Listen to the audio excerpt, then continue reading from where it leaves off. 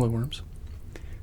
This is going to be more of a soft-spoken thing today, and it's going to be a little bit more serious because I said I wanted to do a more like a philosophical approach, and so a new series that I'm going to have is going to be I think I'm going to call it like Bedrock Talk or Deepest Bedrock or something, just to have the same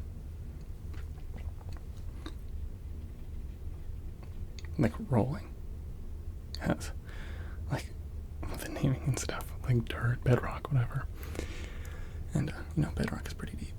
But today is a thought of, are the people around me better off without me? Because I struggle with this a lot, where like I look at my life and I look back and I go,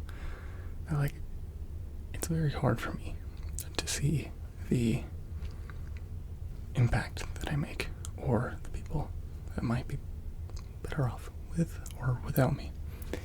And I thought about this a lot because so what made me think about making a video about this? So last weekend I hung out with one of my buddies, well, two of my buddies. Both of them are, well, one of them is from very early childhood and one of them is from high school. I went to high school with both of them, but they ended up meeting later in life. They ended up getting together, and now they're having a kid. Now, as you can tell, I'm pretty young, and if they went to high school with me, they're also pretty young. They are 21 and 20 respectively, and it's pretty early to have a kid, and they just so happened to randomly meet without me, even though I knew them both for years before this. And I had the idea that would these two people be better off without me? Because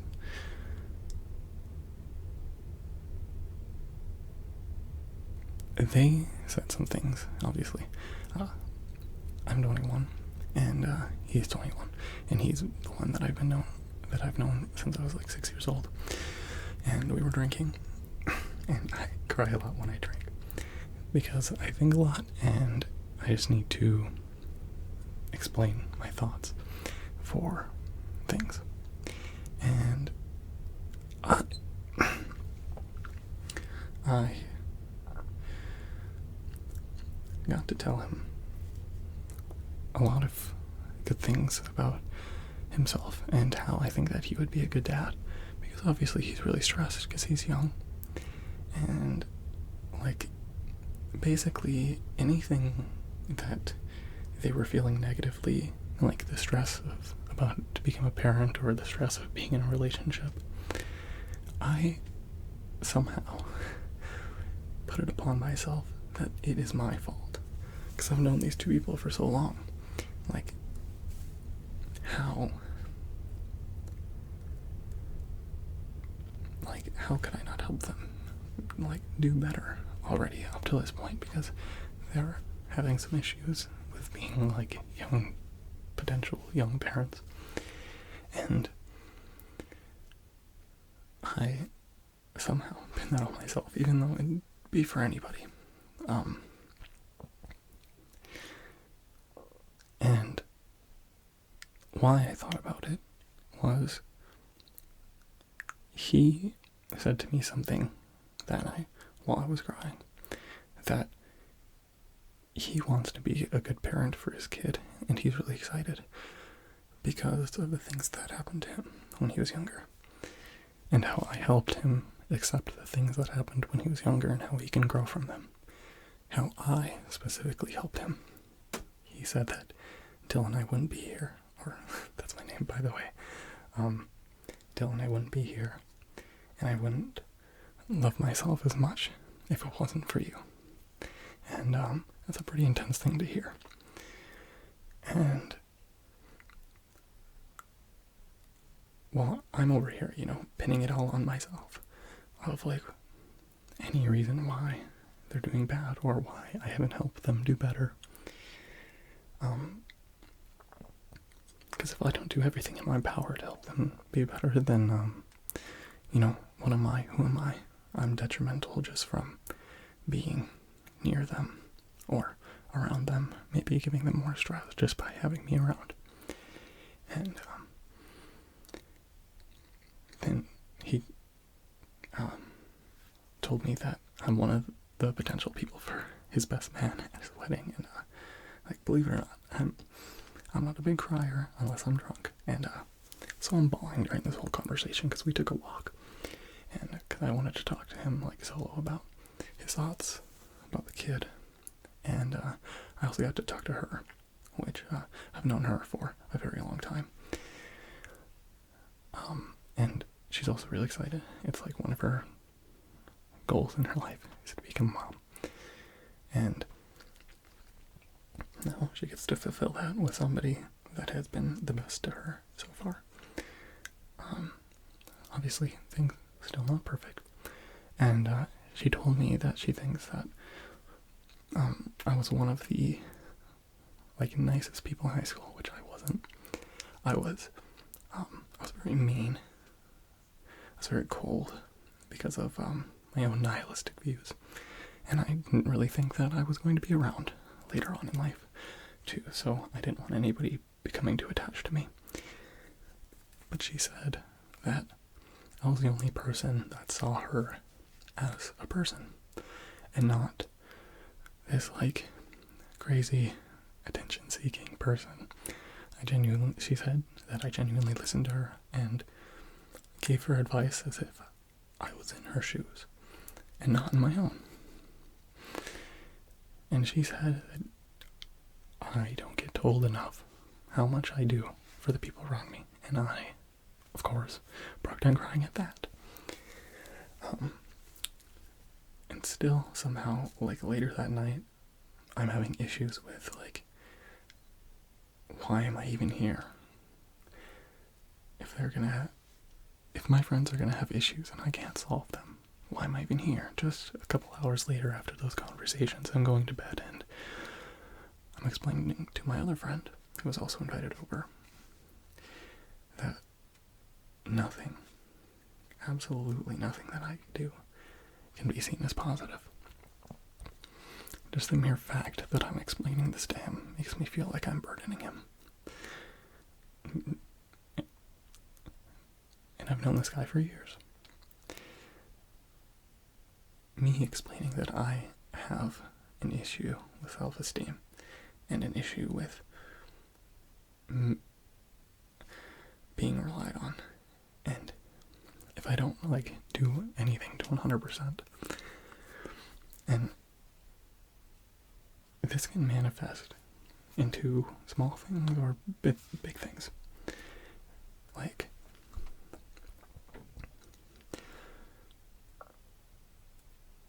Small things is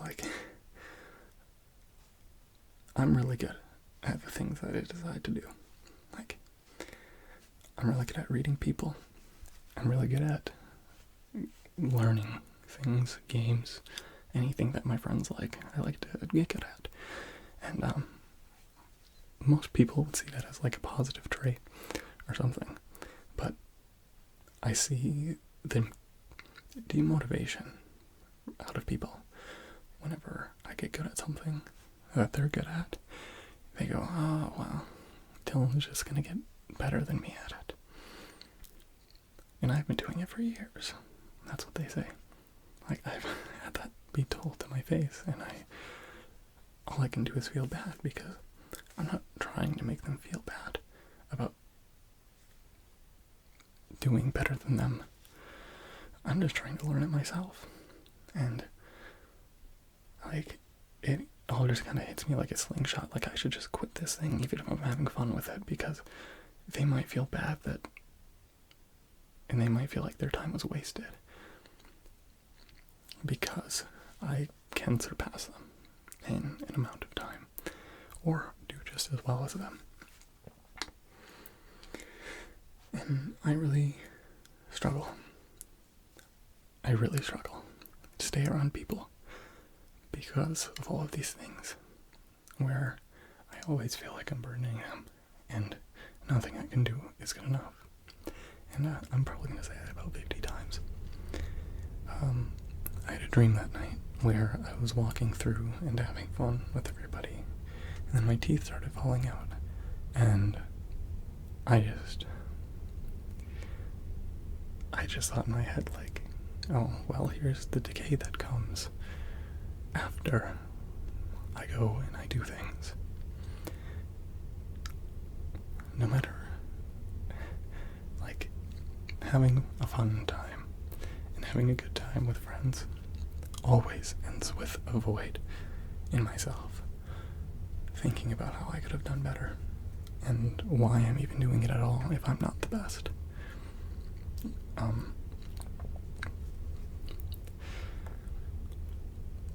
Now, this level of disliking the things that you do, I think it's a pretty big extreme. I don't think I've met many people who, like, do a really good thing and then hate the thing that they're doing.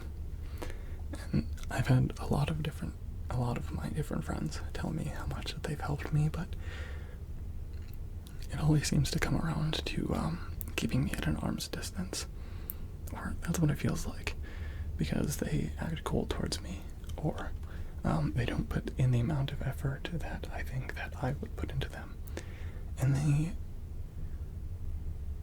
I guess inadvertently, that just tells me that I think that they're worth it, but they don't think that I'm worth it. Even though they tell me that they really enjoy my presence and they really enjoy to have me as a friend, I spin the actions that they do into disliking me. So I circle back whenever I fall asleep at night to, why am I even here? Why? Why do I sit here and I do the things that I think will make me feel good, and then they make me feel bad? And not doing anything feels even worse, because then I don't even have a chance of having a positive impact on the people in my life. And any small slight, anything that they do, if they frown at me before I leave, like a slight frown, if they say that they're exhausted after hanging out, it doesn't matter. It is always going to be my fault.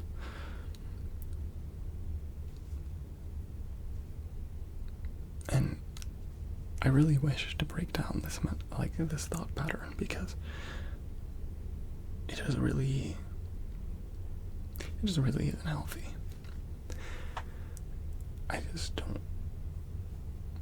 I don't think anybody should have it, but I know if I have it, then other people do as well.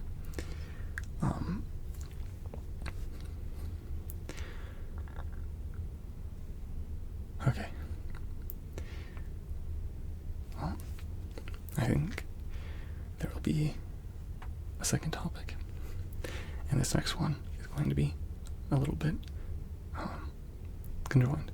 I talked about dreams before, and how I had a dream that my teeth were falling out after hanging out with people, and after having a good time with people in my dreams, then my teeth fell out eventually, and it felt terrible. It was just like, okay, it was just an acceptance of the decay that was happening to my body after, and I think it symbolized my mental health. I think dreams are very symbolic of the things that are going on in your life, because I've had a lot of recurring dreams, and I've had a lot of nightmares in my life. I'd say, like, dream to nightmare ratio is like 90-10, or like 90% nightmares, 10% dreams. And the 10% that I do have are like lucid, which is a little bit of an understatement. I do have mostly nightmares. Like, I had a recurring nightmare where I had random people in my life, and we were on a train, and we were moving through, and I was trying to guide them into doing the correct thing, but every time I would fail. And it only took about 6 or 7 times having this dream until I finally made it through. And I did it, and I haven't had the dream since again.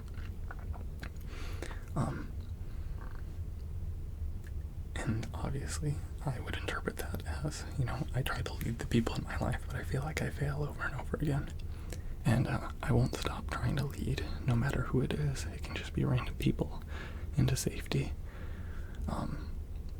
The train was filled with all these dangerous things, and I was just trying to lead them to safety, right? And I guess it just takes 7 times to realize that I can do it, or I can get them to do it. But I just try to help people, and I don't think that, maybe the success in my dream shouldn't be whether or not I make it through and get them to safety. It's that I would take the leadership position at all to be able to go help them, to get them through. Maybe that should be the success. There's also multiple dreams where I have this loomingly tall figure in my life.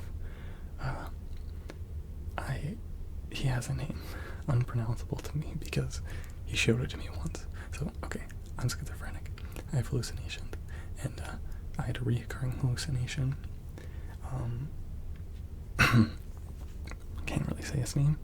Doesn't really transfer well to tongue. But he said it to me before. And he's just this tall, shadowy figure. He showed up first in my life when I was 12. And it was through a dream where, well, actually, it wasn't in a dream that he showed up first, but he showed up first when I was about 12, yeah. After I left one of my friend's parties to go sit in the middle of a soccer field. And it was the middle of the night because I was being really, really overwhelmed with paranoid thoughts and hallucinations. And he kind of came there to me and saved me of sorts, where he told me what to feel. A sense of calmness washed over me as he came to me and showed himself. I think he only showed himself 2 times after that. And it was where and I think 2 of them were in a dream. And but he always stuck with me from ages 12 to 18. No, wait, it was only 2 times. It was only 2 times total where he showed himself to me. But he'd just be behind me, out of sight, telling me or making me feel things, just sending emotions at me from the ages of 12 to 18. And whether or not it was good or bad things, I kind of saw it as a second intuition, where he just made sure that I was safe. And I thought of him as a negative figure for a long time, but now looking back, whenever I did good things for myself, he made me feel good. And whenever I chose kind of a bad option, then he made me feel bad. And there was the other time. Oh, yeah, sorry, there was 3 times. And there was, when I was 16, I had a dream that I was being chased in the woods by something that was howling and laughing. And I saw him there, running next to me. And he said to get to the open field, and he showed me where it was. And he then enveloped me, and these creatures came up to him, and he protected me from them. And then he went away for a while. I think it was about 2-3 months where he didn't talk to me.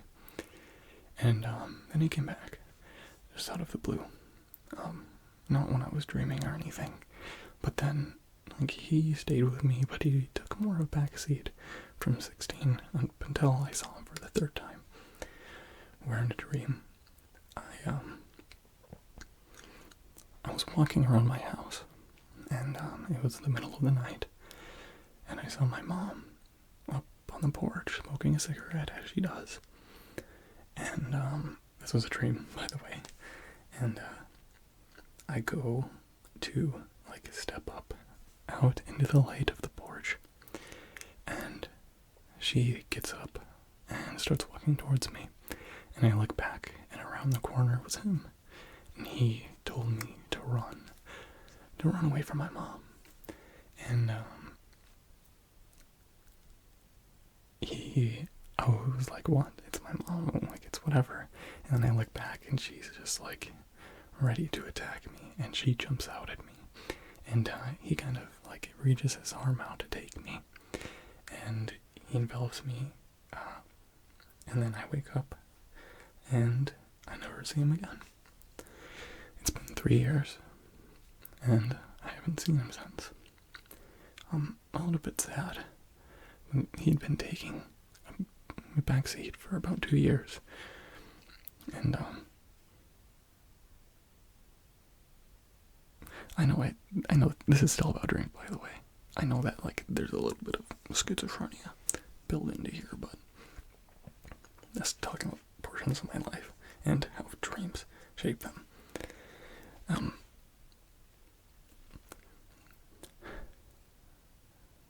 very sad that he's gone, because he was a part of my life for about 6 years.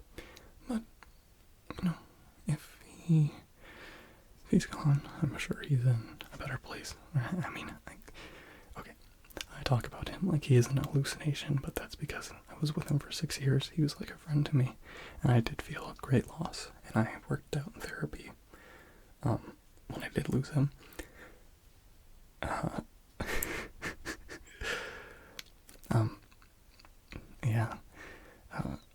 Another dream that I had was when I was in a hotel, and I don't know, there's people around to just like try to hurt me, and they were like running around and with knives and stuff.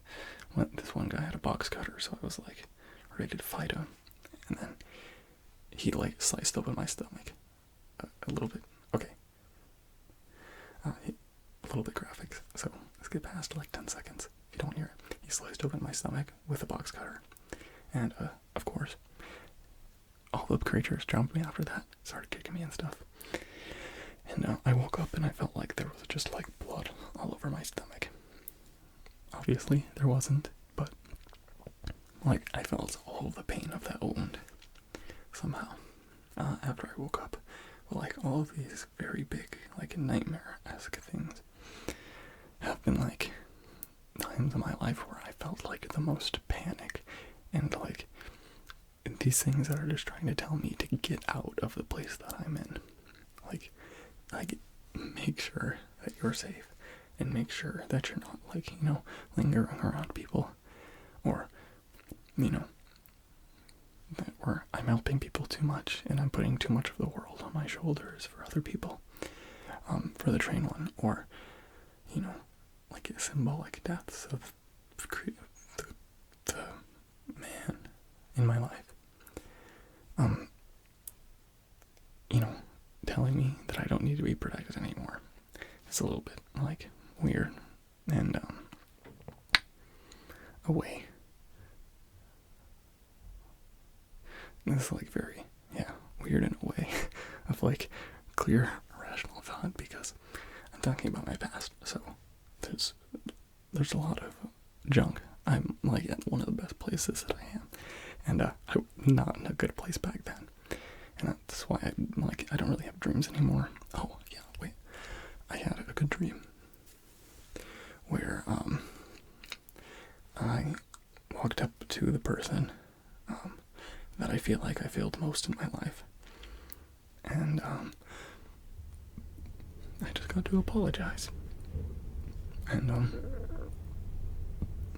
it made me feel really good to apologize to the person, even if it wasn't my dream. I don't really have contact with them anymore, and I wish I could apologize in person and not just in a dream, but